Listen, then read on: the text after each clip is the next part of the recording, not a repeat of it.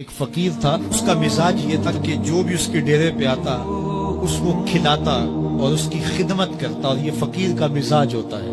بابا بلے شاہ نے کہا تھا نا، اٹ کھڑکے دکڑ بجے تتا ہووے چلا، آن فقیر کھا کھا جاون راضی ہووے بلا۔ تو یہ فقیر کا مزاج ہوتا ہے کہ لوگ اس کی چوکھٹ پہ آئیں اور وہ لوگوں کو جو ہے وہ کھلائے، ان کی ضروریات کو پورا کرے۔ تو وہ درویش تھے اور جو بھی ان کے پاس آتا اس کی خدمت کرتے۔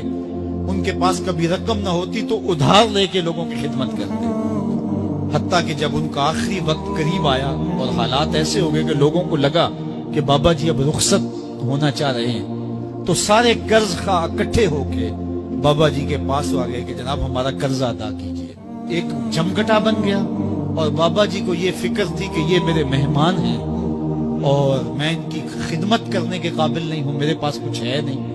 اتنے میں ایک چھوٹا سا بچہ تھا، وہ گلی میں پتیسا بیچ رہا تھا۔ آواز لگائی تو بابا جی نے اشارہ کیا، کہا میرے ان مہمانوں کو کھلا دو۔ اس نے اللہ کا شکر ادا کیا کہ میں سارا دن گلیوں میں گھوم کے جو بیچنا تھا ایک جگہ ہی مجھے گاہک مل گیا۔ اس نے مہمانوں کو سارا کھلا دیا اور بابا جی سے کہا کہ پیسے۔ تو بابا جی کہنے لگے بیٹا بیٹھ جاؤ۔ بیٹا بیٹھ گیا۔ تھوڑی دیر کے بعد اس نے پھر کہا کہ بابا جی پیسے۔ تو بابا جی نے کہا یہ سارے پیسے لینے والے بیٹھے، جب ان کو دوں گا تو آپ کو بھی دے دوں گا، آپ بھی بیٹھ جائیں۔ تو وہ یتیم بچہ تھا، اس کی بیوہ ماں نے اس کو تھوڑا سا پتیسا تیار کر کے دیا تھا، وہ روزانہ صبح دیتی تھی، وہ بیچ کے آتا تھا، اس سے گھر کا چولہا جلتا تھا۔ تو اس نے جب دوسری مرتبہ کہا کہ بابا جی پیسے، تو بابا جی نے کہا بیٹھ جاؤ، جب ان کو ملیں گے بیٹے آپ کو بھی دے دیں گے۔ تو اس بچے نے رونا شروع کر دیا کہ میرے گھر کا تو چولہا انہی سے جلتا ہے اور میری ماں میرا انتظار کر رہی ہوگی۔ اللہ اکبر، بچے نے رونا شروع کر دیا۔ اللہ کی رحمت کو جوش آ گیا۔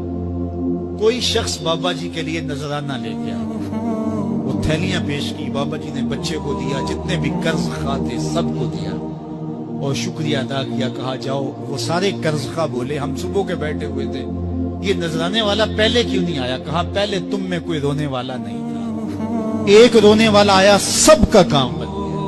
کسی ایک کے آنسو، اجتماعی دعا کا، اجتماعی توبہ کا یہی فائدہ ہوتا ہے کہ کسی ایک کا کام بن جائے۔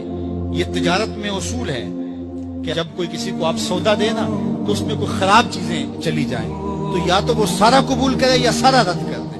تو اللہ جب قبول کرتا ہے اجتماعی طور پہ پھر ساروں کو قبول کر لیتا ہے۔ تو اس لیے آج کی بابرکت شب نور میں میری مائیں، بہنیں، بیٹیاں بھی تشریف فرما ہیں، بچے بوڑھے جوان بھی تشریف فرما ہیں۔